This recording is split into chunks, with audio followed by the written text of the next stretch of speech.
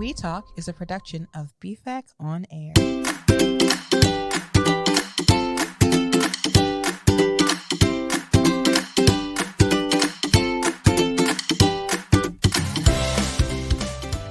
Welcome back, everyone, to We Talk. We Talk. And if we're... We Talk. That's it. We Talk. Jenna is going to do all of the interpretations or genre styles Everything of singing We Talk because she's so inspired by this episode that we just recorded. Everything. So we just talked to Bravo Amici. We just talked to Bravo Amici, who consists. That's a hard word for me. I think can sit. They can sit as well. Yeah, you know what? I'm sorry. But just stay with us. Yeah. Okay. It gets real good. It gets real good. So Bravo Amici, who came and talked to us was Jeff, Grace, Simon, and Emily. Yeah. Yeah. And let me tell you, if you are coming to see this show, like, you will not be disappointed. I just saw a very small bit of them rehearsing. At the rehearsal? Yeah. And it just, I mean, they're amazing and just so genuine. And even just throughout the episode, talking to them, I mean, genuine is just the word that kind of keeps coming to mind to me because they're just so easy to talk to. So caring, so human. Caring. After, full of joy. So full of joy. And let me tell you, afterwards, they just kind of took the time to ask me questions. Yeah, we stopped recording and they had genuine interest in Jenna's dreams. Yeah. Like her hopes and aspirations for herself. Yes. It was a beautiful moment of humanity. It really was. And if they are listening to this, like, thank you. Yeah. Thank you for listening to me. Thank you for asking questions. It really did mean a lot. So just know, people who are coming tonight, you're in for a treat. You're in for a treat with them. You are. And right now, if you're hearing part of that, that's because we're live in the studio as they are preparing for the show. Right now, they are on stage preparing the show. Yeah. So again, you're going to love it. Some of the things that we talk about in this episode are just their backgrounds, how they get to where they are singing right now. And let me tell you, it's always amazing to me when you talk to artists and you understand where they've come from in their lives. So, you know, some of them, that's what they want to do. That's what they're going to do. They fall into it. You know, it's just who they are. And some of them take other journeys before that's what they find that they want to do. And I find that it's very fascinating and inspiring. And very inspiring. For everyone, for people and their hopes and their dreams. You know what I mean? The other great thing, you should really stick around all the way until the end of this so that you can get the connection of the British royalty and Bravo Amici, because let's just say it. Yeah. Like, they might know each other. You know. We might have been sitting with people who have sat with royalty. Maybe. That's all I'm saying. That's all Jenna's saying. It's at the end of the episode, folks. Yep. I feel so overly rejuvenated. I know. I can't imagine. I can't wait, seeing this show live and the rejuvenation that will happen after seeing an entire hour and a half with these people. Yes. Bravo Amici at the Batavia Fine Arts Center. Today's November the 18th. That's the day this is being released. But still listen to it if you're listening to this after the November the 18th of 2022, because it's still an outstanding exploration of the arts and culture and the importance that is in our human lives. Yes. And the effect joyful performers can bring to a group of people. So, BataviaFineArtsCenter.org or 630-937-8930 for tickets. I'm Dominic. And I'm Jenna. And stick around while we talk to Bravo Amici.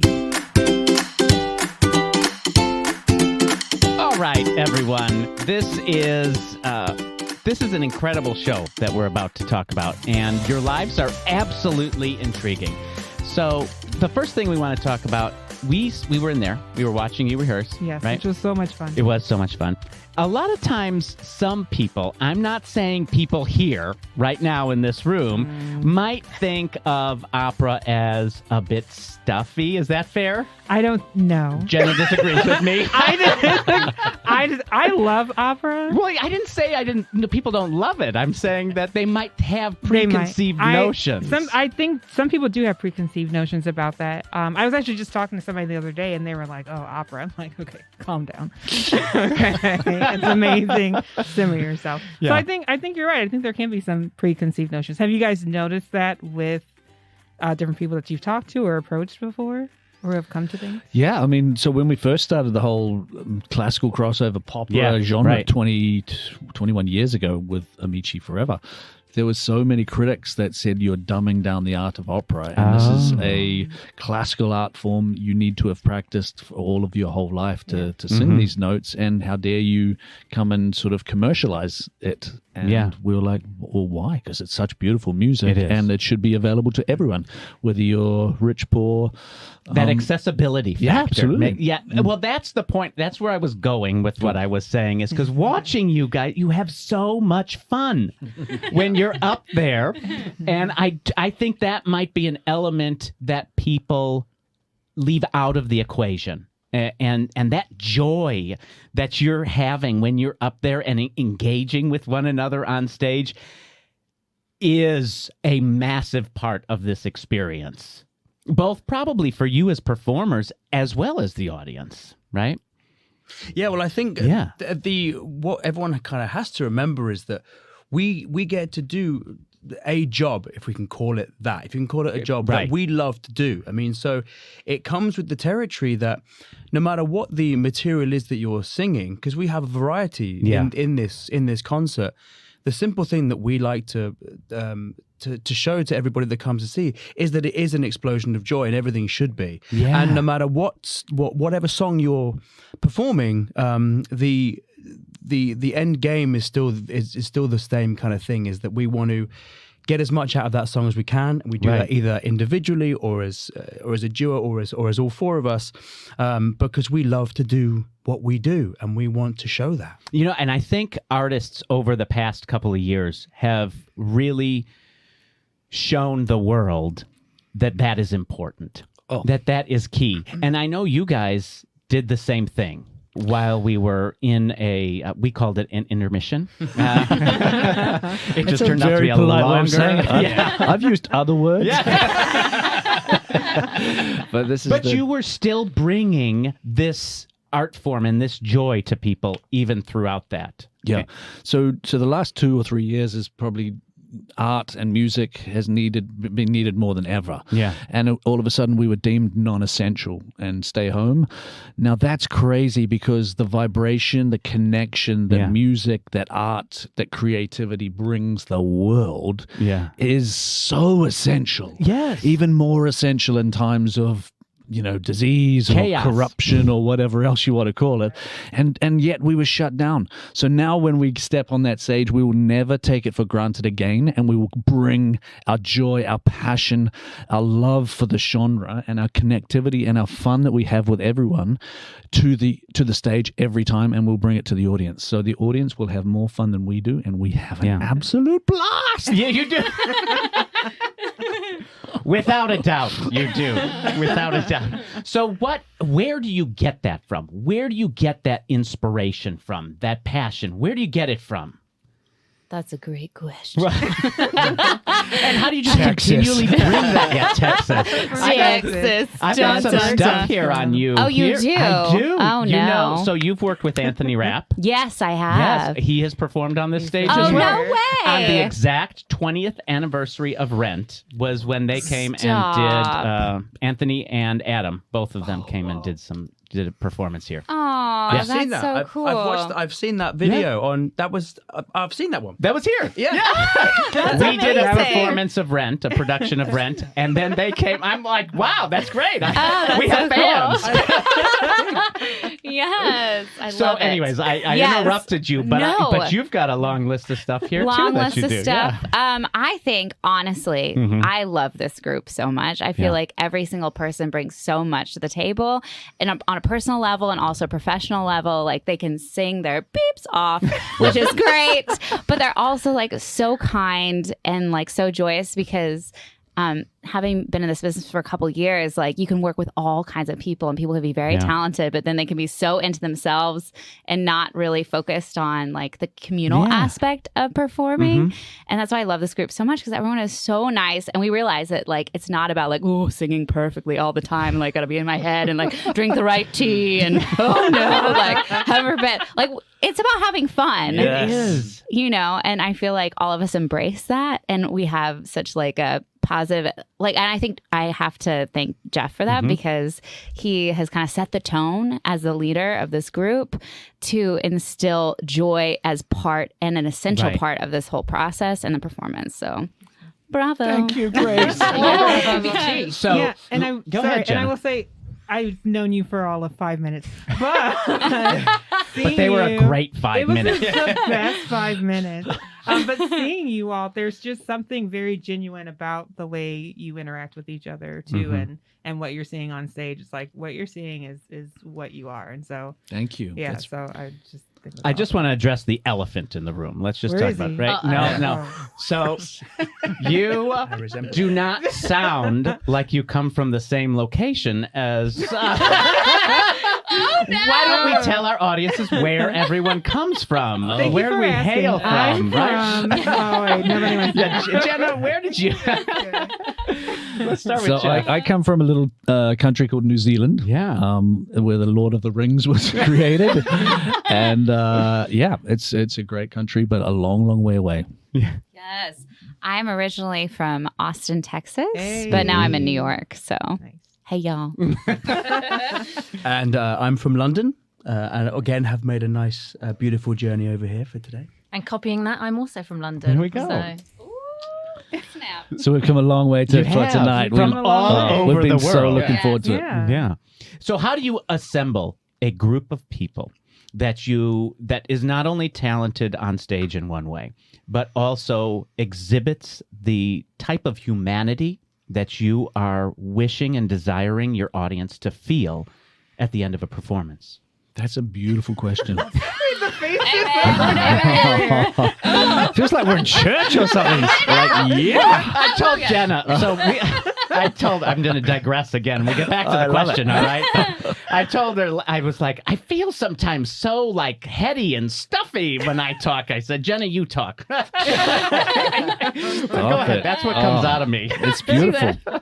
So, I mean, the great thing is when we set this whole group up many years ago, the whole ethos of it was to touch, move, and inspire people so that they're present to the magic of being alive. Yeah. And each and every one of us are present to that magic each and every day. And so if we bring it and we feel it, then the audience will feel it. So that's the beauty of this group. We are not playing a part. Right. We are ourselves, and the truth and the honesty of ourselves and our passion for what we do comes across so humbly, but also respectfully. And that's why each one as individuals, we get to showcase our talent, but then there's a synergy word that we love where the sum of the whole is greater than each of the individuals. Yeah. And so when we come together as that group, there's this magic that happens. You know where else the sum of something is greater than its part? Accounting. Yes. Right? I was not sure where he was going to go with that. Can we talk about accounting? Everyone's like, why would we talk about accounting? But there's a journey from accounting to performing here. Oh, yeah. It's just a natural progression. Yeah. So I started life as a CPA. You say CPA here, and I got all my exams, and I worked in... I rarely say CPA, but go ahead. And I thought that that's what I wanted to be for the rest of my life. And then I did it for about 5 years. And then at the end of it, I wanted to shoot myself in the face. And I thought, I don't want to do this for the rest of my life. I'll just do it for now. And then so I retrained, and I came from New Zealand to the Boston Conservatory, and I learned how to sing, dance, and act at age of 25. It was a massive risk, but I think, as everyone knows, if you want something bad enough, you've got to take big risks if you want big dreams. How do you do that for those who are out there and they're thinking, I'm in the same boat? That's me. What's the push? For all those other accountants out there. There's a lot who we know they don't want to be doing that. It's just having a drive and a determination. The risk factor for me was high, but at the same time, I didn't have a mortgage. I didn't have a wife. I didn't have kids. And that's always a bit easier. There's a lot of people that now, go, well, actually, I've got to pay the bills.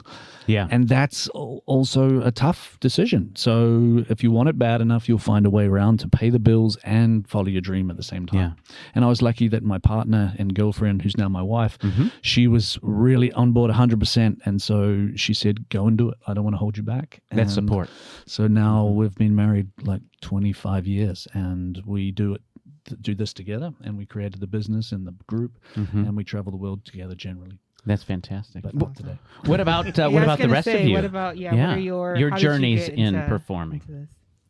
Well, I trained from the age of 13 in London at the Junior Guildhall School of Music and Drama, then went on to the Royal Northern College of Music, and I trained in vocal and opera studies. Yeah. And I sort of thought, at the end of my time there, I thought, right, let's go out, let's see if I get any work.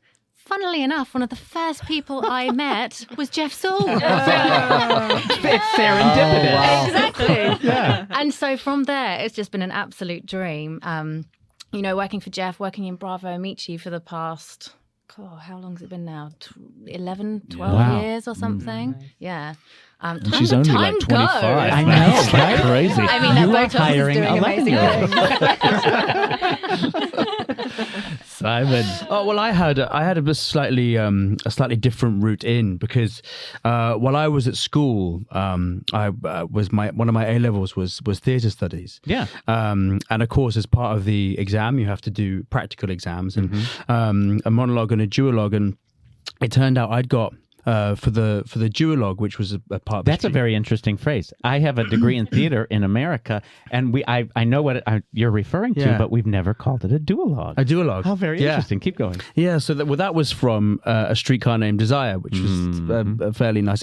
Anyway, so I got the highest mark the school had ever got in that moment, and I think it still stands, but anyway, that's part of it. But from that, my one of my teachers, one of them didn't like me very much, but one of them did, and she said, "Look, I think you should try out for the National Youth Theatre." So I tried for the National Youth Theatre of Great Britain. I got in at the first time of asking. It was a 3-week course in London. I then who's now one of my best friends was on that same course. We moved to London together. One day we moved to London. I was singing in the shower one day, and a friend of his was staying with us and said to me at the time, he said, I really think you should speak to an old agent friend of mine.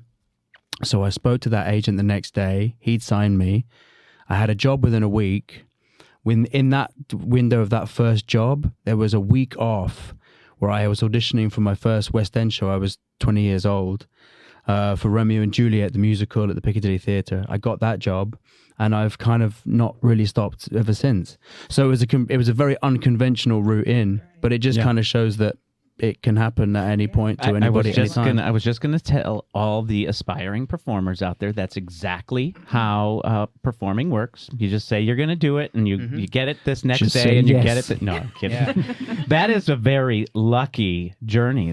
That is. I shouldn't say that, because it also takes hard work and talent to do those things. Yeah. But everything has to be there in the same thing. And of course, elements of luck. If that person hadn't been staying there, I wouldn't have met that agent. That agent wouldn't have taken me on. And I didn't go to drama school. I didn't do any of that. Yeah. I just kept going. And that just says that you're doing something that the world needed and wanted of you. Yeah, I think so. And you kind of keep going. And I just finished my 10th West End show 2 months ago. So it just kind of, it's a nice round number to round that off, and just kind of just the things happening, and you can make things happen and just keep going and persevere. Yeah. Oh. Yeah. Yeah, we've got you, Texas. Hey. You worked with Stephen Schwartz. Yeah. Well, okay. So I never actually wanted to be a performer. I wanted to be a paleontologist because I come from a whole family of nerds. My mom is a microbiologist. My dad's an engineer. My grandfather's a rocket scientist. Wow. So I just wanted to be a doctor until 4th grade, and then I did Oliver, and I was like, oh You're my. like, wait a minute. And then I studied opera, but I'm an actor first, singer second, and so it was kind of miserable for me. So I I switched quickly over to musical theater, and then I've done Disney on Broadway with Whoopi Goldberg and Hercules, and just did Carnegie Hall, which was fun. So, and yeah, I'm part of these guys. Hey, A great journey. Yeah. So I also, go ahead. Did you I want was to say just saying, something? so much talent. So I much talent was just in this thinking room. that. Yeah, but you probably can't see this, but such really, really good lookingness as well. And They can. so Oh, good they can. looking. Oh, We we do got have 4 cameras. cameras. Yeah. But I was thinking that, like, there is so much. Well, I was sitting here like, hey, I'm Jennifer. Jenna has a secret desire to be a performer. I do, She just but needs it to doesn't. kick herself in the pants. Just Say do it, yes. right? Yeah, well, that's a story for another time. But I was thinking, like, just all of your paths are so different, and just like how amazing that you were all able to come together, you know, from the different places where you are, and even from like wanting to go into it, from not wanting to go into it, like just. You just never know where your path is going to take you. Right. So try, keep trying. Apparently, I'm talking to myself. I'm giving myself a little space. And all the listeners who are listening who does have a dream. Right. So I'd say it's just very inspiring, even hearing, your stories. It is. And where Thank you you. came from. And one of the songs you folks sing is Impossible Dream. Oh, good segue. I Yeah. like that. To dream the impossible dream, to fight the unbeatable foe. Yeah, it's such an incredible, powerful song, and we open the show with it, and we get the audience to sing along with us. Yeah. So Right off the bat. those who are coming tonight, it's very interactive, and we don't just sing at you; we sing with you, and so we encourage you to sing along with us, and that's what creates that magic. And I mean, we're blessed that we have an energy that people take away with them forever and ever. Yeah. Amen. And they remember the show for a long time to come. So that element of getting people to sing along with you, was that something you were able to get the Queen or the current King Charles to do when you were... Yeah, so that was, the Queen's favorite song is Lux Eterna. And so on our first album, we did that song, and then we got to perform it for her at the Royal Albert Hall for the Remembrance Day. That's just gone, 11/11. And she was a massive lover of classical music, but her son, Charles, is also a theater performer. So he did the Pirates of Penzance, and then he's been a big fan of ours for a long time, but we met him recently and he started singing Tarantara with us. Knew all the words and I didn't. But he's just such a lovely man, and I'm so pleased, now he's got his dream of being king. Yeah. Well, my friends, this show will be at the Batavia Fine Arts Center this evening. So if you're watching it today, November 18th, come join us today. If not, it's just another look into the world of entertainment and performance and the importance of the humanity in the arts and our culture as a society. And so we thank you all for joining us today on We Talk. I am Dominic. I'm Jeff Sewell. I'm Grace Field. I'm Simon Bailey. And I'm Emily Estelle. And I'm Jenna. And thank you for joining us while we talked to Bravo Amici. Grazie mille. We Talk is a production of BFAC On Air.